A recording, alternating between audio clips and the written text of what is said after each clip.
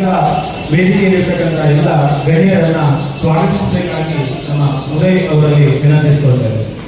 ಎಲ್ಲರಿಗೂ ಕೂಡ ಶುಭಾಶಯ. ಈ ದಿನ ನಾವು ಫ್ರೆಂಡ್ಸ್ ಕಳಸದ ವತಿಯಿಂದ ಬಹಳ ಅತ್ಯುತ್ತಮವಾದಂತಹ ಒಂದು ಕಾರ್ಯಕ್ರಮವನ್ನು ಹಮ್ಮಿಕೊಂಡಿದ್ದು, ಇದರಲ್ಲಿ ನಮ್ಮ ದೇಶವನ್ನ ಕಾಯ್ದಂತಹ ಸ್ನೇಹಿತರು ಜೊತೆಗೆ ಫ್ರೆಂಡ್ಸ್ ಕಳಸದ ಸದಸ್ಯರು ಆಗಿರುವಂತಹ ಶ್ರೀಯುತ ಮಧುಗೌಡರವರಿಗೆ ಸರ್ವರ ಪರವಾಗಿ ಆತ್ಮೀಯವಾದಂತಹ ಸ್ವಾಗತವನ್ನು ಬಯಸ್ತಾ ಇದ್ದೇನೆ. ಹಾಗೆ ಈ ಒಂದು ಕಾರ್ಯಕ್ರಮದ ಕೇಂದ್ರ ಬಿಂದುಗಳಾದಂತಹ ಶ್ರೀಯುತ ಮಧು ಸರ್ ಅವರು ಪ್ರಶಂಸಾ ಹೇಳಿದ ಹಾಗೆ ಪ್ರಸ್ತುತ ಇವರು ಪಂಜಾಬಿನಲ್ಲಿ ಸೈನಿಕರಿಗೆ ತರಬೇತಿಯನ್ನು ಕೊಡುವಂತಹ ಅತ್ಯುತ್ತಮವಾದಂತಹ ಕಾರ್ಯವನ್ನು ನಿರ್ವಹಿಸ್ತಾ ಇದ್ದಾರೆ. ನಮಗೆಲ್ಲರಿಗೂ ಕೂಡ ಈ ಒಂದು ವೇದಿಕೆಯಲ್ಲಿ ಆಚರಿಸ್ತಾ ಇದ್ವಿ. ಪ್ರತಿ ವರ್ಷವೂ ಕೂಡ ದುರ್ಗಾ ಮಂಟಪದಲ್ಲಿ ಈ ಒಂದು ಕಾರ್ಯಕ್ರಮದ ಸಭೆಯನ್ನು ನಡೆಸ್ತಾ ಇದ್ವಿ. ಆದರೆ ಈ ವರ್ಷ ನಮ್ಮ ಇಲ್ಲಿ ಸೌಹಾರ್ದ ವೇದಿಕೆ ಒಂದು ಅತ್ಯುತ್ತಮವಾಗಿ ನಡೆದಿದೆ. ಇದಕ್ಕೆ ಮುಖ್ಯವಾದಂತಹ ಕಾರಣ ನಮ್ಮ ಈ ಒಂದು ಸಾರ್ವಜನಿಕ ಸೌಹಾರ್ದ ಗಣೇಶೋತ್ಸವದ ಕಾರ್ಯದರ್ಶಿಗಳಾದಂತಹ ಶ್ರೀಯುತ ಭೂಮಣ್ಣನವರು, ಅವರಿಗೂ ಕೂಡ ಸರ್ವರ ಪರವಾಗಿ ಆತ್ಮೀಯವಾದಂತಹ ಸ್ವಾಗತವನ್ನ ಬಯಸ್ತಾ ಇದ್ದೇನೆ. ಸ್ವಾಗತವನ್ನ ಬಯಸ್ತಾ ಇದೀಗ ವೇದಿಕೆಯಲ್ಲಿರ್ತಕ್ಕಂಥ ಎಲ್ಲ ಗಣ್ಯರು ಕೂಡ ದೀಪ ಬೆಳಗಿಸುವುದರ ಮೂಲಕ ಈ ಕಾರ್ಯಕ್ರಮವನ್ನ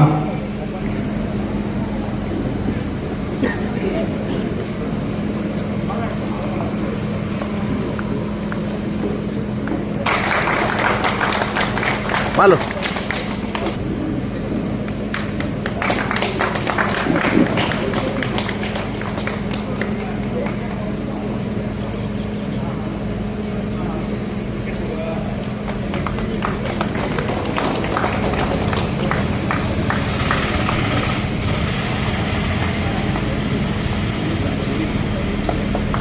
ಎಲ್ಲರಿಗೂ ಧನ್ಯವಾದಗಳನ್ನ ಅಭಿನಂದನೆಗಳನ್ನು ಸಲ್ಲಿಸಿಕೊಳ್ತಾ ಈ ಒಂದು ಕಾರ್ಯಕ್ರಮವನ್ನ ಉದ್ದೇಶಿಸಿ ಹಾಗೂ ಕಾರ್ಗಿಲ್ ವಿಜಯೋತ್ಸವದ ಸಂಭ್ರಮಾಚರಣೆಯ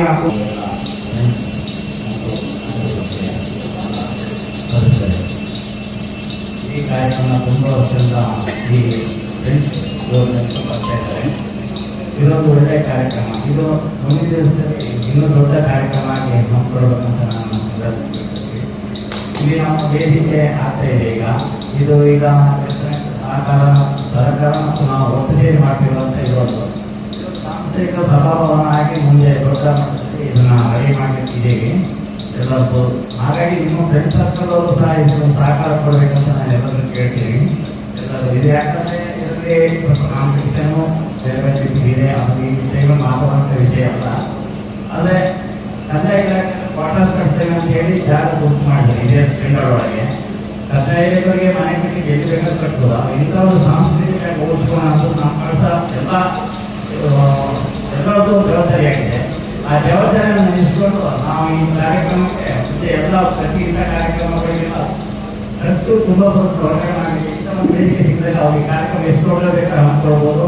ಖರ್ಚಿನ ಬರಲಿಕ್ಕೆ ಸುಲಭ ಆಗ್ತದೆ. ವೇದಿಕೆ ಫ್ರೀಯಾಗಿ ಸಿಕ್ಕಿದ್ರೆ ಬಾಕಿ ಅಂತ ಖರ್ಚು ಬರೋದಿಲ್ಲ. ಹಂಗಾಗಿ ಅದರ ಸಹಕಾರ ಕೊಡಿ ಅಂತ ಕೇಳ್ಕೊಂಡ ಹಾಗೆ ಯೋಧರು ನಮ್ಮ ಅವರಿದ್ರೆ ನಮ್ಮ ಜೀವನ ನಮ್ಮ ವ್ಯವಸ್ಥೆಗಳಿಲ್ಲ. ಎದ್ದಾಗ ನಾವು ಯಾರ ಬೇಕಾದ್ರೆ ಹೇಳ್ಬೋದು. ಆದರೆ ಅಲ್ಲಿ ಪ್ರತಿಯೊಬ್ಬರು ಹೋಗಿ ಅವ್ರು ಬರೆಯುವಂಥ ಕಷ್ಟ, ಅವ್ರ ನೋವು, ಅವರು ಈಗ ಕಾರ್ಯದಿಂದ ಆಗಿದ ನಂತರ ಸಹ ತುಂಬ ಜನ ಯೋಧರ ಹತ್ರ ಇದ್ದಾರೆ. ಅದಕ್ಕೆಲ್ಲ ಅವ್ರು ಎದೆ ಕೊಡಬೇಕು. ಮನೆ ಮಕ್ಕಳು ಅಥವಾ ತಂದೆ ತಾಯಿ ಎಲ್ಲರನ್ನೂ ಬಿಟ್ಟು ಹೋಗ್ತಾರೆ ಅಂದರೆ ಅದು ದೊಡ್ಡ ವಿಚಾರ. ಯಾರು ಅಷ್ಟು ತಂದೆ ತಾಯಿ ಅನ್ಸಲ್ಲ ಅಂದ್ರೆ ಇತರಕ ಹೋಗಿ ಸಲ್ಲಿಸಿಕೊಳ್ಳುವಂತ ನಾವು ಈಗ ಆರಾಮಾಗಿದ್ದೇವೆ ಅಂತ ಹೇಳ್ತಾರೆ. ಅಭಿವೃದ್ಧಿ ಹಾಗೂ ದೇಶದ ಯೋಧರ ಬಗ್ಗೆ ತಮ್ಮ ಅನಿಸಿಕೆಗಳನ್ನು ಹಂಚಿಕೊಂಡಂತಹ ಬ್ರಹ್ಮದೇವರಿಗೆ ಧನ್ಯವಾದಗಳನ್ನು ಸಲ್ಲಿಸುತ್ತಾರೆ.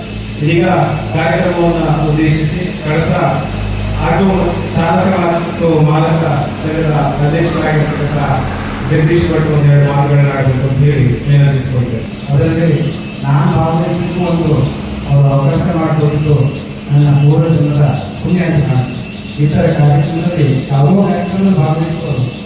ಆದರೆ ಇಂಥ ಕಾರ್ಗಿಲ್ ಯೋಧರ ಒಂದು ಕಹಿ ಘಟನೆಯಲ್ಲಿ ಅದನ್ನ ಸಿಹಿ ಮಾಡಿದಂಥ ಕಾರ್ಗಿಲ್ ಯೋಧರಿಗೆ ಆ ಇದೊಂದು ಕಾರ್ಯಕ್ರಮದಲ್ಲಿ ಭಾಗವಹಿಸಿದ್ದು ನನ್ನ ಪೂರ್ವಜನರ ಪುಣ್ಯ. ಹಾಗೆಯೇ ಇನ್ನೊಂದು ನೋವಿನ ವಿಚಾರನೇ ಇದೆ. ಯಾಕೆಂದ್ರೆ ಇವತ್ತು ನಾವು ಇಷ್ಟು ಚೆನ್ನಾಗಿ ಮನೆಯಲ್ಲಿ ನೆಮ್ಮದಿಯಾಗಿದ್ದೇವೆ ಯೋಧರ ಕಾರಣ. ಇವತ್ತು ಸಂಸಾರ, ಮನೆ ಎಲ್ಲವನ್ನೂ ಬಿಟ್ಟು ಒಂದೊಂದ್ಸರಿ ಯುದ್ಧದ ಟೈಮಲ್ಲಿ ನೋಡಿದಾಗ ತುಂಬ ನೋವಾಗುತ್ತೆ. ಮನೆಯಲ್ಲಿ ಅವ್ರ ಹೆಂಡತಿ ಎಲ್ಲೋ ಒಂದು ಹಾಸ್ಪಿಟಲ್ ಇರ್ತಾರೆ, ತಂದೆ ಹಾಸ್ಪಿಟಲ್ ಇರ್ತಾರೆ, ತಾಯಿ ಹಾಸ್ಪಿಟಲ್ ಇರ್ತಾರೆ, ರಜೆ ಸಿಗೋದಿಲ್ಲ. ಅವ್ರ ವ್ಯವಸ್ಥೆಗಳು ಅಷ್ಟು ಇದ್ರೂ ಸಹ ಮನೆಯಲ್ಲಿ ಅಷ್ಟು ಕಷ್ಟದ ವಾತಾವರಣಗಳು ಸಹ ಅವ್ರಿಗೆ ಎದೆ ಗುಂದದೆ ಒಂದು ಹೋರಾಟ ಮಾಡ್ತಾರೆ ನಮಗೋಸ್ಕರ, ನಮ್ಮ ದೇಶಕ್ಕೋಸ್ಕರ. ಅಂದ್ರೆ ಇಂಥ ಒಂದು ಯೋಧರಿಗೆ ನಾವು ಆ ಯೋಧರನ್ನು ಉಳಿಸಿದಂಥ ತಂದೆ ತಾಯಿಗಳು ಪುಣ್ಯವಂತರು, ಭಾಗ್ಯವಂತರು. ಹಾಗೆ ಎಲ್ಲದಲ್ಲಿ ನೋವೇನು ವಿಚಾರ ಅಂದ್ರೆ ಇಂಥ ಒಂದು ಕಾರ್ಯಕ್ರಮದಲ್ಲಿ ಕಳಸದಲ್ಲಿ ಇಷ್ಟು 10 ವರ್ಷಗಳಿಂದ ಕಾರ್ಯಕ್ರಮ ನಡೆಸ್ತಾ ಇದ್ರೆ ಒಂದು ಸ್ವಲ್ಪ ಕೈ ಜೋಡಿಸುದಿಲ್ಲ. ನಮ್ಮ ಈ ಕಳಸ ನಾಗರಿಕರು ತುಂಬಾ ನೋಡ್ಕೊಂಡಿರ್ತಾರೆ. ಇದು ಮನಸ್ಸಿಗೆ ತುಂಬಾ ನೋವಿನ ವಿಚಾರ. ಇನ್ನು ಮುಂದಿನಾದ್ರೂ ಸಹ ಇಂಥ ಒಂದು ಕಾರ್ಯಕ್ರಮ ನಡೀತಿದೆ ಅಂದ್ರೆ ನಾವು ಕರಿಬೇಕು ಅಂತಿಲ್ಲ, ಯಾರು ಕರಿಬೇಕು ಅಂತ ಬೆಳೆಸುತ್ತಿಲ್ಲ. ವಿಷಯ ಕೇಳಿದಾಗ ಬಂದು ಸೇರ್ಕೋಬೇಕು, ಇದು ನಮ್ಮ ಒಂದು ನೆಲೆಗೊಳ್ಬೇಕು. ಇದು ಬಿಟ್ಕೊಂಡು ನಾವು ಇದು ಯಾವುದೋ ಒಂದು ಮದುವೆ ಮನೆ ಕಾರ್ಯಕ್ರಮ ಅಲ್ಲ, ಎಲ್ಲ ಮನೆ ಮಕ್ಕಳಿನ ಕಾರ್ಯಕ್ರಮ ಅಲ್ಲ. ಇವತ್ತು ಯೋಧರನ್ನು ನೆನಪು ಮಾಡುವಂತಹ ಒಂದು ಕಾರ್ಯಕ್ರಮ. ಇಂಥ ಕಾರ್ಯಕ್ರಮಕ್ಕೆ ನಮ್ಮ ಸ್ನೇಹಿತರು, ಫ್ರೆಂಡ್ಸ್ ಸರ್ಕಲ್ ಅವರು ತುಂಬಾ ದಿನಗಳಿಂದ ಪೋಸ್ಟ್ ಆಗ್ತಾ ಇದ್ದಾರೆ, ಫೋನ್ ಮಾಡ್ತಾ ಇದ್ದಾರೆ. ಎಂತರು ಮಾಡಿದ್ರು ಸಹ, ಎಷ್ಟು ಮಾಡಿದ್ರು ಸಹ ನಮ್ಮ ಬೆಳಕಿನಲ್ಲಿ ಎಷ್ಟು ಜನ ಇದ್ದಾರೆ. ಇದರಿಂದ ನಮ್ಗೆ ಭಾರಿ ತುಂಬಾ ನೋವಾಗ್ತಿದೆ. ದಯವಿಟ್ಟು ಇನ್ನು ಮುಂದಿನ ದಿನಗಳಲ್ಲಿ ಯಾರನ್ನು ಕರಿಬೇಕಂತಿಲ್ಲ, ನೀವೇ ಅವರನ್ನ ಫ್ರೆಂಡ್ ಸರ್ಕಲ್ ಅವ್ರನ್ನ ಎಲ್ಲ ಸದಸ್ಯರು ಕರೆಯೋಣ ಆಗಬೇಕು. ಈ ಕಳಸೇಶ್ವರ ಅನುಭವೇಶ್ವರಿ ಅವರಿಗೆ ಒಳ್ಳೆಯ ಬುದ್ಧಿಯನ್ನು ಕೊಟ್ಟು, ಒಳ್ಳೆಯ ಭಾವನೆಯನ್ನು ಕೊಟ್ಟು ಎಲ್ಲರೂ ಒಟ್ಟಾಗಿ ಈ ವೇದಿಕೆ ಮಾಡಿದರೆ, ಸೌಹಾರ್ದ ಗಣಪತಿ ವೇದಿಕೆ ಮಾಡಿದರೆ ಈ ಸಣ್ಣ ವೇದಿಕೆ ಇಲ್ಲ, ಈ ದೊಡ್ಡ ವೇದಿಕೆಯಲ್ಲಿ ಫುಲ್ ಜನ ಆಗುವಂತ ಒಂದು ಅವಕಾಶವನ್ನು ಆ ಜನರ ಮನಸ್ಸಿನಲ್ಲಿ ಬಂದು, ಮುಂದಿನ ದಿನಗಳಲ್ಲಿ ಜನರ ಮನಸ್ಸಿನಲ್ಲಿ ಬಂದು ಈ ವೇದಿಕೆ ಇದು ದೊಡ್ಡ ವೇದಿಕೆ ಆಗಬೇಕು. ಇದು ಕಾರ್ಗಿಲ್ ವಿಜಯೋತ್ಸವ ದೊಡ್ಡ ಒಂದು ಕಾರ್ಯಕ್ರಮ ಆಗಬೇಕು ಅಂತ ಹೇಳಿ ನನ್ನ ಒಂದು ಭಾವನೆಗಳು. ಯೋಧರ ಬಗ್ಗೆ ಅಥವಾ ಆ ಯೋಧರು ಪಡೆದಾಡ್ತಕ್ಕಂಥ ಒಂದು ಸಂಕಷ್ಟದ ದಿನಗಳು ಎಲ್ಲವನ್ನ ಮೀರಿ ಅವರು ದೇಶಕ್ಕಾಗಿ ಸಲ್ಲಿಸುತ್ತಿರುವ ಸೇವೆ ಬಹಳಷ್ಟು ಅಮೋಘವಾಗಿರ್ತಕ್ಕಂಥದ್ದು ಅನ್ನುವಂಥ ಮಾತುಗಳನ್ನಾಡಿದಂತ ಜಗದೀಶ್ ಭಟ್ರಿಗೆ ಧನ್ಯವಾದಗಳನ್ನ ತಿಳಿಸ್ತಾ, ನಿಜಕ್ಕೂ ನಾವು ಕಳೆದ 8-10 ವರ್ಷಗಳಲ್ಲಿ ಒಂದು ಕಾರ್ಯಕ್ರಮವನ್ನ ನಮ್ಮ ಮಾರುತೇಶ್ ಅವರ ನೇತೃತ್ವದಲ್ಲಿ ಮಾಡಿಕೊಂಡು ಹೋಗ್ತಾ ಇದ್ದೀವಿ. ಸುಮಾರು 4-5 ವರ್ಷಗಳಲ್ಲಿ ಇವರು ಜೊತೆ ಕೂಡಿಕೊಂಡು ಈ ಕಾರ್ಯಕ್ರಮದಲ್ಲಿ ಭಾಗಿಯಾಗ್ತಾ ಇದ್ದೀವಿ. ಎಲ್ಲವೂ ಚೆನ್ನಾಗಿ ಹೋಗುತ್ತೆ. ಆದ್ರೆ ಒಂದು ಬೇಜಾರೇನಂದ್ರೆ ಜನಸಂಖ್ಯೆ ಅಥವಾ ಭಾಗವಹಿಸುವ ಸಂಖ್ಯೆ ಕಡಿಮೆ ಆಗ್ತಾ ಇದೆ ಅಂತ ಹೇಳಿ ವರ್ಷವೂ ನಾವು ಇದನ್ನೇ ಹೇಳ್ತೀವಿ, ಮತ್ತೆ ಇದೇ ಆಗ್ತಾ ಇದೆ. ಆದ್ರೆ ಮುಂದಿನ ದಿನಗಳಾದ್ರೂ ನಾವು ಈ ಒಂದು ಫ್ರೆಂಡ್ಸ್ ಕಳಸವಾಗಿ ನಡೆಸ್ತಕ್ಕಂಥ ಕಾರ್ಗಿಲ್ ವಿಜಯೋತ್ಸವ ಕಳಸದಲ್ಲಿ ಒಂದು ದೊಡ್ಡ ಕಾರ್ಯಕ್ರಮವಾಗಿ ಹೊರಹೋಗಬೇಕು. ಅದು ನಮ್ಮ ಆಸೆ. ಕಾರ್ಯಕ್ರಮ ಮಾಡಿದ್ರೆ ಮಾತ್ರ ಯೋಧರಿಗೆ ಗೌರವ ಸಲ್ಲಿಸಬೇಕಲ್ಲ, ಆದ್ರೆ ಆ ಒಂದು ದಿನ ಆದ್ರೂ ನಾವು ಅದನ್ನ ನೆನಪು ಮಾಡಿಕೊಳ್ತಕ್ಕಂಥ ಕೆಲಸವನ್ನು ಮಾಡಬೇಕಾಗ್ತದೆ. ಅದರ ಮೂಲಕ ನಾವು ಆ ಯೋಧರಿಗೆ ಒಂದು ಗೌರವವನ್ನು ಸಲ್ಲಿಸಬೇಕಾಗ್ತದೆ ಅನ್ನೋ ಮಾತುಗಳನ್ನು ಹೇಳ್ಕೊಳ್ತಾ, ನಾನು ಹಾಗೆ ಹೇಳಿದ ಹಾಗೆ ರಜೆ ಮೇಲೆ ಬಂದಂತ ಸ್ನೇಹಿತ ಇವತ್ತು ನಮಗೆ ಅತಿಥಿಯಾಗಿದ್ದಾನೆ. ಏನೋ ಗೊತ್ತಿಲ್ಲ, ರಜೆ ಬಂದು ಬೆಂಗಳೂರಲ್ಲಿದ್ರು, ನಾನು ಬರೋದಕ್ಕೆ ಸಾಧ್ಯ ಇಲ್ಲ ಅಂತ ಹೇಳಿದ. ಆದ್ರೆ ನಾನು ತುಂಬಾ ರಿಕ್ವೆಸ್ಟ್ ಮಾಡಿದೆ ಬರಲೇಬೇಕು ಅಂತ ಹೇಳಿ. ಬೆಂಗಳೂರಿನ ಇಲ್ಲಿವರೆಗೆ ಬರುವಂತ ಒಂದು ಕಾರ್ಯಕ್ಕೆ ಮುಂದಾದಂತ ಮಧು ಪ್ರಸ್ತುತ ಈ ಒಂದು ಪಂಜಾಬ್ನಲ್ಲಿ ಸೇವೆ ಸಲ್ಲಿಸ್ತಾ ಇದ್ದಾರೆ ಭಾರತೀಯ ಸೇನೆಯಲ್ಲಿ. ದಯಮಾಡಿ ಈ ವೇದಿಕೆಯನ್ನು ಉದ್ದೇಶಿಸಿ ಮಾತನಾಡಬೇಕು ಅಂತ ಹೇಳಿ ವಿನಂತಿಸಿಕೊಳ್ತಾ ಇದ್ದೇನೆ. ಗೌರವವನ್ನ ನೀಡಿ ಆನಂತರ ಅವರಿಗೆ ಮಾತನಾಡಲಿಕ್ಕೆ ಅವಕಾಶ ಕೊಡೋಣ ಅನ್ನುವಂತ ಒಂದು ನಿರ್ಧಾರಕ್ಕೆ ಬಂದಿದ್ದಾರೆ. ದಯಮಾಡಿ ಮಧು ಅವರು ನಮ್ಮ ಒಂದು ಗೌರವವನ್ನ ಸ್ವೀಕರಿಸಬೇಕು ಅಂತ ಹೇಳಿ ಫ್ರೆಂಡ್ಸ್ ಕಳಸ ತಾಲೂಕು, ಚಿಕ್ಕಮಗಳೂರು ಜಿಲ್ಲೆ ಇವರ ವತಿಯಿಂದ ಕಾರ್ಗಿಲ್ ವಿಜಯೋತ್ಸವ 2026 ಈ ಸಂದರ್ಭದಲ್ಲಿ ಸನ್ಮಾನಿಸಿ ನೀಡಲಾದ ಪತ್ರ. ಮಧು ಬಿಕೆ, ಭಾರತೀಯ ಸೈನಿಕರು, ಶ್ರೀಯುತರು ಹಾಸನ ಜಿಲ್ಲೆ ಸಕಲೇಶಪುರ ತಾಲೂಕಿನ ಬೈಕೆರೆ ಗ್ರಾಮದಲ್ಲಿ ದಿನಾಂಕ 15/3/1990 ಶ್ರೀಯುತ ಕೇಶವ ಬಿಕೆ ಮತ್ತು ಲಲಿತಮ್ಮ ದೇವೋತ್ಸವದ ಆಚರಣೆಯ ಸಂದರ್ಭದಲ್ಲಿ ಕಳಸ ಫ್ರೆಂಡ್ಸ್ ತಂಡವು ಶ್ರೀ ಕಲ್ಯಾಣ ಕಲಶೇಶ್ವರ ಸ್ವಾಮಿ ಹಾಗೂ ಶ್ರೀ ಮಾತಾ ಅನ್ನಪೂರ್ಣೇಶ್ವರಿಯು ಸಕಲ ಆರೋಗ್ಯ, ನೆಮ್ಮದಿ ಹಾಗೂ ತಮ್ಮ ಇಷ್ಟಾರ್ಥಗಳನ್ನು ಕರುಣಿಸಲಿ ಮತ್ತು ನಮ್ಮ ಭಾರತೀಯ ಸೇನೆಗೆ ಇನ್ನು ಹೆಚ್ಚಿನ ಸೇವೆ ಸಲ್ಲಿಸಲು ಶಕ್ತಿಯನ್ನು ನೀಡಲಿ ಎಂದು ಸನ್ಮಾನಿಸಿ ನೀಡಿದ ಪತ್ರ ಇದಾಗಿರುತ್ತದೆ. ದಯಮಾಡಿ ಫ್ರೆಂಡ್ಸ್ ನ ಕಳಸ ಸದಸ್ಯರು ಕೂಡ ಆಗಮಿಸಿ ಈ ಒಂದು ಗೌರವವನ್ನ ನೀಡಬೇಕು ಅಂತ ಹೇಳಿ ಕೇಳಿಕೊಳ್ತಾ ಇದ್ದಾರೆ. ಮಾರುತೇಶ್, ಸಂತೋಷ್, ಪ್ರವೀಣ್, ದಯಮಾಡಿ ಫ್ರೆಂಡ್ಸ್ ಕಳಸ ಇದರ ಸದಸ್ಯರೆಲ್ಲರೂ ವೇದಿಕೆಯ ಮುಂಭಾಗಕ್ಕೆ ಆಗಮಿಸಬೇಕು.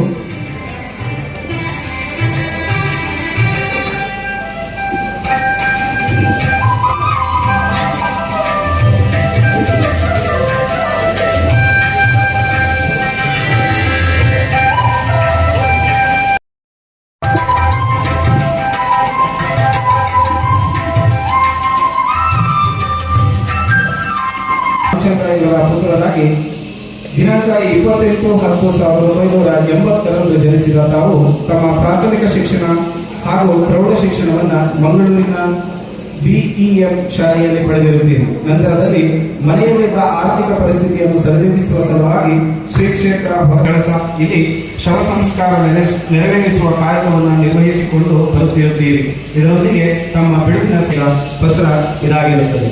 ದಯಮಾಡಿ ವೇದಿಕೆಯಲ್ಲಿರ್ತಕ್ಕಂಥ ಗಣ್ಯರು ಹಾಗೂ ನಮ್ಮ ಕಳಸ ಫ್ರೆಂಡ್ಸ್ ತಂಡದ ಸರ್ವರು ಕೂಡ ಈ ಒಂದು ಗೌರವವನ್ನು ನೀಡಬೇಕು ಅಂತ ಹೇಳಿ ವಿನಂತಿಸಿಕೊಳ್ತಾ ಇದ್ದೇವೆ.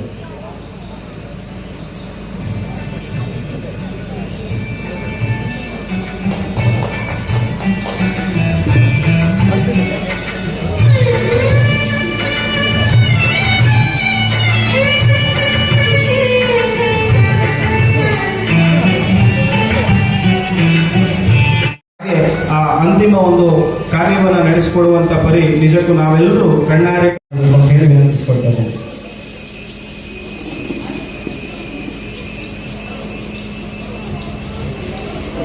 ದೇಶಕ್ಕಾಗಿ ಪ್ರಾಣ ಕೊಟ್ಟಂತಹ ವೇದಿಕೆ ಮೇಲಿರುವಂತಹ ಎಲ್ಲ ಗಣ್ಯರು ಮತ್ತೆ ವೇದಿಕೆಯ ಮುಂಭಾಗದಲ್ಲಿರುವ ಎಲ್ಲ ದೇಶ ಪ್ರೇಮಿಗಳಿಗೂ ನನ್ನ ನಮಸ್ಕಾರ.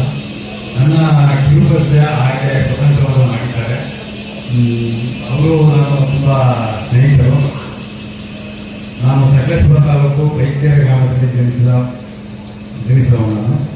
ನಾನು 2010 ಅಲ್ಲಿಂದ ಇಲ್ಲಿವರೆಗೂ ಇವಾಗ ಸತತವಾಗಿ 17ನೇ ವರ್ಷ ನಮ್ಮದು ನಡೀತಿದೆ ಸೇನೆಯಲ್ಲಿ. 2010ರಿಂದ 15ವರೆಗೂ ನಾನು ಖುದ್ದಾಗಿ ಟ್ರೈನಿಂಗ್ ತಗೊಂಡು 2015ರಿಂದ ಇಲ್ಲಿವರೆಗೂ ನಾನು ತರಬೇತುದಾರರಾಗಿ ಈಗ ಕೆಲಸವನ್ನು ನಿರ್ವಹಿಸುತ್ತಿದ್ದೇನೆ. ಜಮ್ಮು ಕಾಶ್ಮೀರ್ ಮತ್ತು ಉತ್ತರಾಖಂಡ್, ಉತ್ತರ ಪ್ರದೇಶ್ ಹೀಗೆ ಎಲ್ಲ ರಾಜ್ಯಗಳಲ್ಲೂ ಸಹ ನಾನು ಸೇವೆ ಸಲ್ಲಿಸಿದ್ದೇನೆ. ಇವಾಗ ಸದ್ಯಕ್ಕೆ ಪಂಜಾಬ್ನಲ್ಲಿ ಸೇವೆ ಸಲ್ಲಿಸಿದ್ದೇನೆ. ಮತ್ತೆ ಇಲ್ಲಿ ಕರೆಸಿದಂಥ ಪ್ರಶಾಂತ್ ನನಗೆ ತುಂಬ ಖುಷಿ ಆಗ್ತಿದೆ. ಗೆಳೆಯರು ಕೂಡ ಅವರು ತುಂಬ ಸಂತೋಷ ಆಗ್ತಾ ಇದೆ. ಏನು ಹೇಳಬೇಕು ಅನ್ನೋದು ಗೊತ್ತಾಗ್ತಾ ಇಲ್ಲ. ನೀವು ಬೇಕಾದ್ರೆ ನನಗೆ ಗೆಳೆಗೆ ಹೋಗ್ಬಿಟ್ಟು ಗನ್ ಕೊಟ್ಬಿಟ್ಟು ಡ್ಯೂಟಿ ಮಾಡಿ ಅಂತ ಹೇಳಿ ಮಾಡ್ತೀವಿ. ಆದರೆ ಇದೆಲ್ಲ ಮಾತಾಡೋದು ಅಂದರೆ ಸ್ವಲ್ಪ ಕಷ್ಟ. Thank you. ಹೆಚ್ಚು ಮಾತನಾಡಲಿಕ್ಕೆ ನನಗೆ ಸಾಧ್ಯ ಇಲ್ಲ. ಬೇಕಾದ್ರೆ ಗಡಿಭಾಗದಲ್ಲಿ ನಿಂತು ದೇಶ ಕಾಯಿ ಅಂತ ಹೇಳಿದ್ರೆ ಹಗಲಿರುಳು ಕೂಡ ಕಾಯಲಿಕ್ಕೆ ಬದಲಾಗಿದ್ದೀನಿ ಅಂತ ನಮ್ಮ ಅಭಿಪ್ರಾಯವನ್ನು ವ್ಯಕ್ತಪಡಿಸಿದ ಮದುವೆಗೆ ಧನ್ಯವಾದಗಳನ್ನು ಸಲ್ಲಿಸ. ನಿಜಕ್ಕೂ ಇವತ್ತು ಸುಮಾರು ಬೆಳೆಯನ್ನು ಒಟ್ಟಿಗೆ ಇದ್ವಿ ನಾವಿಬ್ರು. ಮತ್ತೆ ಸುಮಾರು ಅದೇನು SSLC ಅನ್ನೋದಿತ್ತು, ಅದು ಮುಗಿದ ಮೇಲೆ ಎಷ್ಟೋ ವರ್ಷಗಳ ಕಾಲ ನಮಗೆ ಇವರಿಗೂ ಒಂದು ಹೆಂಟು ತಪ್ಪೋಗಿತ್ತು. ಅದು ಹೇಗೋ ಒಂದು ಫೇಸ್ಬುಕ್ ಅಲ್ಲಿ ಕನೆಕ್ಟ್ ಆದ್ವಿ. ಅದರ ಮೇಲೆ ಪ್ರತಿಯೊಂದು ಕಾರ್ಯಕ್ರಮಗಳಿಗೂ ಕೂಡ ಆತ ನಮ್ಮಲ್ಲಿ ಬರುವಂಥದ್ದು, ನಾವಲ್ಲಿ ಹೋಗುವಂಥದ್ದು. ಈ ವ್ಯಕ್ತಿಯ ಬಗ್ಗೆ ಒಂದು ವಿಶೇಷ ಗುಣವನ್ನು ನಾನು ಹೇಳಬೇಕು.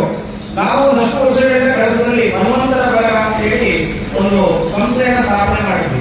ಆ ಸಂದರ್ಭದಲ್ಲಿ ನಮಗೆ ಎಲ್ಲ ಹಿರಿಯರಿದ್ದಾರೆ, ಒಂದು ಸಮಾನ ಮನಸ್ಸುಗಳನ್ನು ಹುಡುಕಿ ಆ ತಂಡ ಕಟ್ಟಿದ್ವಿ. ಆ ತಂಡದಲ್ಲಿ ಇವರು ಕೂಡ ಇದ್ದು ನಮ್ಮ ಊರಿನ ಎಷ್ಟೋ ಕೆಲಸ ಕಾರ್ಯಗಳಿಗೆ ಅವರು ಅಲ್ಲಿಂದ ಸಹಕಾರ ಮಾಡಿದ್ದಾರೆ. ಆ ದೊಡ್ಡ ಗುಣವನ್ನು ನಾವು ಇವತ್ತು ಕಳಿಸಿದ ಜನತೆ ಎಲ್ಲರೂ ಕೂಡ ಮೆಚ್ಚಲೇಬೇಕು ಅಥವಾ ಹೊಗಳಲೇಬೇಕಾಗ್ತದೆ.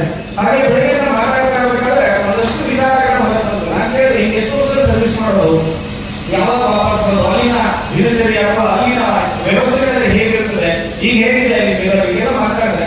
ಒಂದಷ್ಟು ಖುಷಿಯ ವಿಚಾರಗಳನ್ನ, ಹೆಮ್ಮೆಯ ವಿಚಾರಗಳನ್ನ ಹೇಳ್ಕೊಂಡ. ಏನಂತಂದ್ರೆ ನಾನು ಆ ಭಾರತೀಯ ಸೇನೆಯ ವಿಶೇಷ ಪದಕವನ್ನು ಪಡೆದಾಗ ನನಗೆ ಅನಿಸ್ತು, ನನ್ನ ಅಪ್ಪ ನನಗೆ ಜನ್ಮ ಕೊಟ್ಟಿದ್ದು ಸಾರ್ಥಕ ಆಯಿತು, ನಾನು ಈ ಭೂಮಿಯಲ್ಲಿ ಹುಟ್ಟಿದ್ದು ಸಾರ್ಥಕ ಆಯಿತು ಅನ್ನೋ ಖುಷಿಯ ಮಾತುಗಳನ್ನು ಸ್ನೇಹಿತ ಹಂಚಿಕೊಂಡ. ಜೊತೆಗೆ ಹೇಳ, ಯಾವುದೋ ಒಂದೊಂದು ವಾರದ ಒಂದೊಂದು ಮೆನು ಇರ್ತದೆ, ಊಟ ಆಹಾರ ಪದ್ಧತಿ ಇರ್ತದೆ. ಆ ಆಹಾರ ಪದ್ಧತಿಯಲ್ಲಿ ಒಂದಷ್ಟು ದಿನ ನಮಗೆ ಸರಿ ಹೋಗದೇ ಇರತಕ್ಕಂಥ ಆಹಾರ ಪದ್ಧತಿ ಇರ್ತದೆ. ಒಂದು 20 ಪೂರಿ ಇರ್ತದೆ, ಒಂದಿಷ್ಟು ಉಪ್ಪಿನಕಾಯಿ ಕೊಡ್ತಾರೆ, ಅದಕ್ಕಿಂತ ಅವತ್ತು ನಾವು ಕಾಲ ಕಳಿಬೇಕು. ಆ ಪರಿಸ್ಥಿತಿ ಬಂದಾಗ ಬಹಳಷ್ಟು ಬೇಜಾರಾಗುತ್ತೆ. ಮನೆಯಲ್ಲಿ ಅಮ್ಮನ ನೆನಪಾಗ್ಬೋದು, ಮಗನ ನೆನಪಾಗುತ್ತೆ, ಒಂದ್ಸತಿ ಬಂದು ಬೇಡ ಅನ್ಸುತ್ತೆ. ಆದ್ರೂ ನಾವು ಹಾಕಿರೋ ಯೂನಿಫಾರ್ಮ್ ಅನ್ನು ಒಂದ್ಸತಿ ವೇದಿಕೆ ನೋಡ್ಕೊಂಡ್ರೆ ಮನಸ್ಸಿನಲ್ಲಿ ಅಥವಾ ನನ್ನ ಒಳಗೆ ಗೊತ್ತಿಲ್ಲದೆ ಒಂದು ಹೊಸ ರಕ್ತ ಸಂಚಾರ ಆಗಿ ನಾನು ಇನ್ನೂರಷ್ಟು ವರ್ಷ ನಾನು ಸೇವೆ ಸಲ್ಲಿಸಬೇಕು ಅನ್ನುವಂತ ಹೆಮ್ಮೆ ನಮ್ಮಲ್ಲಿ ಹುಟ್ಟುಕೊಳ್ಳುತ್ತದೆ. ಅದನ್ನೇ ಸೈನ್ಯದಲ್ಲಿ ನಾವು ಕಲಿಯಲಿಕ್ಕೆ ಸಾಧ್ಯ.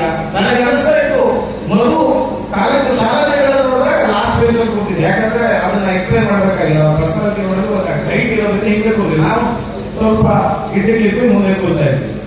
ಅವತ್ತಿನ ದಿನದಲ್ಲಿ ನನಗೆ ಅನಿಸ್ತಿತ್ತು ಈ ವರ್ಷ ಏನು ಮಾಡಲ್ಲ ಸುಮ್ಮನೆ ಅಂತೇಳಿ. ನಿಜಕ್ಕೂ ನಾನು ಆರ್ಮಿಗೆ ಹೋಗಿ ನಮ್ಗೆ ಗೊತ್ತಾದಾಗ ನಿಜ ಯಾರು ಎಷ್ಟು ಖುಷಿ ಪಟ್ಟರು ಏನು ನನಗೆ ಗೊತ್ತಿಲ್ಲ. ನಾನಂತೂ ತುಂಬಾ ಸಂತೋಷ ಪಟ್ಟಿದ್ದೆ. ಯಾಕಂದ್ರೆ ಶಾಲಾ ದಿನಗಳಲ್ಲಿ ಅಂತ ಹೇಳ್ಕೊಂಡಿದ್ದ ನಾನು ದಿನ ಮುಂದೆ ಸೈನ್ಯದಲ್ಲಿ ಕೆಲಸ ಮಾಡ್ತೀನಿ ಅಂತ ಹೇಳಿ. ಯಾಕೆ ಈ ವಿಚಾರವನ್ನು ಹೇಳ್ತೀನಿ ಅಂತಂದ್ರೆ ನಾವೇನೋ ಆಗ್ಬೇಕು ಅಂತ ಹೋಗ್ತೀವಿ, ಮತ್ತಿನ್ನೇನೋ ಆಗ್ತೀವಿ. ಏನೋ ಆಗಬೇಕು ಅನ್ಕೊಂಡಿದ್ರೆ ಸಾಧಿಸ್ತೀವಲ್ಲ, ಅದೇ ನಿಜವಾದ ಒಂದು ಜೀವನ. ಆ ಜೀವನವನ್ನು ಬದುಕಿಕೊಂಡಿದ್ದಾರೆ.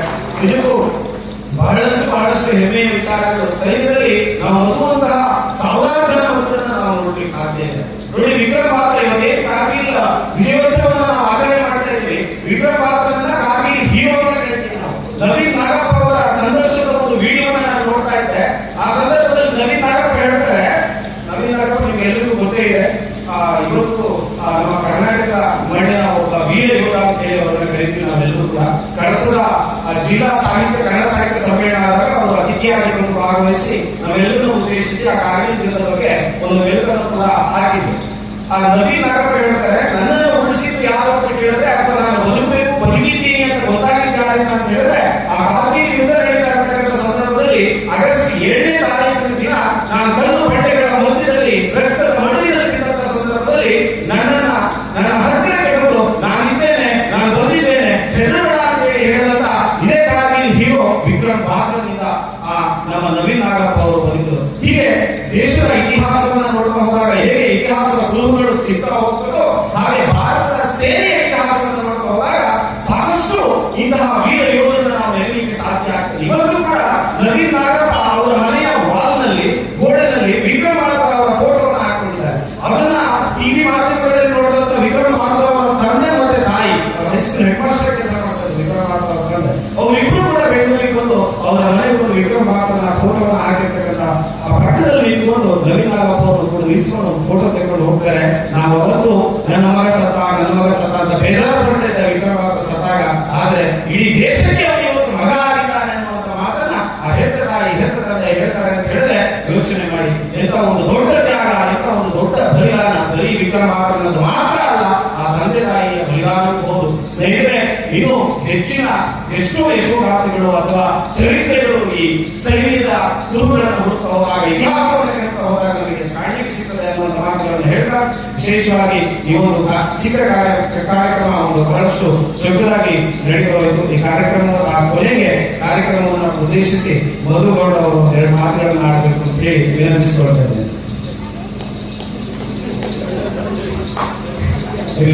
ಎಲ್ಲರೂ ವೇದಿಕೆಯಲ್ಲಿರೋರು ಮಾತುಗಾರಿಕೆಯಲ್ಲಿ ಸ್ವಲ್ಪ ಕಡಿಮೆ ಅಂತ ಅನಿಸಿದೆ ನನಗೆ. ಪರವಾಗಿಲ್ಲ, ಈ ಒಂದು ವೇದಿಕೆ ಕಾರ್ಯಕ್ರಮವನ್ನು ನಾವಿಲ್ಲಿಗೆ ಕೊನೆಗಾಣಿಸ್ತೇವೆ, ಮುಗಿಸ್ತಾ ಇದ್ದೇವೆ. ವಿಶೇಷವಾಗಿ ಮಾತನಾಡಿದಂತ ಬ್ರಹ್ಮದೇವ್ ಇವರಿಗೂ ಕೂಡ ಧನ್ಯವಾದಗಳನ್ನ ಸಲ್ಲಿಸ್ತಾ ಇದ್ದಾರೆ. ಹಾಗೆ ಆತ್ಮೀಯ ಸ್ನೇಹಿತರಾದ ಮಧು ಇವರಿಗೂ ಕೂಡ ಧನ್ಯವಾದಗಳನ್ನ ಸಲ್ಲಿಸ್ತಾ ಇದ್ದಾರೆ. ಹಾಗೇನೆ ನಮ್ಮ ಕಳಸ ಆಟೋ ಚಾಲಕ ಮತ್ತು ಮಾಲಕ ಸಂಘದ ಅಧ್ಯಕ್ಷರಾಗಿರ್ತಕ್ಕಂಥ ಜಗದೀಶ್ ಭಟ್ರಿಗೂ ಕೂಡ ಧನ್ಯವಾದಗಳನ್ನು ಸಲ್ಲಿಸ್ತಾ, ಈ ಒಂದು ಕಾರ್ಯಕ್ರಮಕ್ಕೆ ಈ ಏನು 8-10 ವರ್ಷದಿಂದ ನಾವು ನಡೆಸ್ಕೊಂಡು ಬರ್ತಾ ಇದೀವಿ ಅಂತ ಹೇಳಿ ಹೇಳಿದ್ರೆ, ಈ ಕಾರ್ಯಕ್ರಮ ಇಷ್ಟು ಚಂದ ಕಾಣಬೇಕು ಅಂತ ಹೇಳಿದ್ರೆ ಯಾರಿಂದ ಒಬ್ಬರಿಂದ ಮಾತ್ರ ಸಾಧ್ಯ ಆಗ್ಲಿಕ್ಕಿಲ್ಲ. ಊರಿನ ಎಲ್ಲರೂ ಕೂಡ ಸಹಕಾರ ಮಾಡಿದ್ದಾರೆ. ಅದರಲ್ಲೂ ವಿಶೇಷವಾಗಿ ನಮ್ಮ ಪದ್ಮಾಂಬಿಕಾ ಸೌಂಡ್ಸ್ ನ ಮಾಲೀಕರಾದ ಸಂತೋಷ್ ಅವರು ಪ್ರತಿ ವರ್ಷ ಏನು ಒಂದು ಸೌಂಡ್ಸ್ ನ ಒಂದು ತಯಾರಿಯನ್ನು ಅವರೇ ಮಾಡಿ ಅವರೇ ದಿನವನ್ನು ನಿಗದಿ ಮಾಡಿಕೊಂಡು ನೆನಪಿಸಿಕೊಂಡು ಎಲ್ಲ ಕಾರ್ಯವನ್ನು ಮಾಡ್ತಾರೆ. ಅವರಿಗೂ ಕೂಡ ಈ ಸಂದರ್ಭದಲ್ಲಿ ಧನ್ಯವಾದಗಳನ್ನು ಹೇಳ್ತೇನೆ. ಹಾಗೆ ವಿಶೇಷವಾಗಿ ವಾಹನ ಒಂದು ವ್ಯವಸ್ಥೆಯನ್ನು ಮಾಡಿದಂತ ಅನ್ನಪೂರ್ಣೇಶ್ವರಿ ಟ್ರಾನ್ಸ್ಪೋರ್ಟ್ ನ ಮಾಲೀಕರಿಗೂ ಕೂಡ ಶ್ರವಣ್ ಮತ್ತು ಪವನ್ ಅವರಿಗೂ ಕೂಡ ಧನ್ಯವಾದಗಳನ್ನ ಸಲ್ಲಿಸ್ತೇನೆ. ಹಾಗೆ ಇಲ್ಲಿ ಕಿರಣ್ ಅವರಾಗಿರ್ಬೋದು, ಪ್ರವೀಣ್ ಆಗಿರ್ಬೋದು, ನಮ್ಮ ಸಂದೀಪ್ ಭಟ್ರ್ ಆಗಿರ್ಬೋದು, ಪ್ರತಿಯೊಬ್ಬರು ಕೂಡ ವಿಶೇಷವಾದಂತಹ ಸಹಕಾರವನ್ನು ನೀಡ್ತಾರೆ. ಪ್ರತಿ ವರ್ಷ ಈ ಕಾರ್ಯಕ್ರಮ ಆಗಬೇಕು ಅಂತಂದಾಗ ಎಲ್ಲರೂ ಮುಂದೆ ಬರ್ತಾರೆ. ಮುಂದಿನ ದಿನಗಳಲ್ಲಿ ನಾವು ಹೇಳೋದಿಷ್ಟೇ, ನಮ್ಮ ಜೊತೆಗೆ ಇನ್ನೊಂದು 10 ಜನನ್ನ ಕರ್ಕೊಂಡು ಬರೋಣ, ಒಂದು ದೊಡ್ಡ ವೇದಿಕೆಯಲ್ಲಿ ಕಾರ್ಯಕ್ರಮನ ಮಾಡೋಣ. ಏನು ಕಾರ್ಗಿಲ್ ವಿಜಯೋತ್ಸವದ ಆಚರಣೆ ಕಳಸದಲ್ಲಿ ಹೀಗೂ ಆಗುತ್ತೆ ಅನ್ನುವಂಥದ್ದು ಅಕ್ಕಪಕ್ಕದ ಊರುಗಳಲ್ಲೂ ಕೂಡ ಗೊತ್ತಾಗಲಿ ಅನ್ನುವಂಥ ಮಾತುಗಳನ್ನು ಹೇಳ್ತಾ, ವಿಶೇಷವಾಗಿ ಆರಕ್ಷಕ ಠಾಣೆಯವರಿಗೂ ಧನ್ಯವಾದಗಳನ್ನು ಸಲ್ಲಿಸಿಕೊಂಡು ಈ ಕಾರ್ಯಕ್ರಮವನ್ನು ಮುಗಿಸ್ತಾ ಇದ್ದೇವೆ. ಜೈ ಹಿಂದ್, ಜೈ ಭಾರತ್.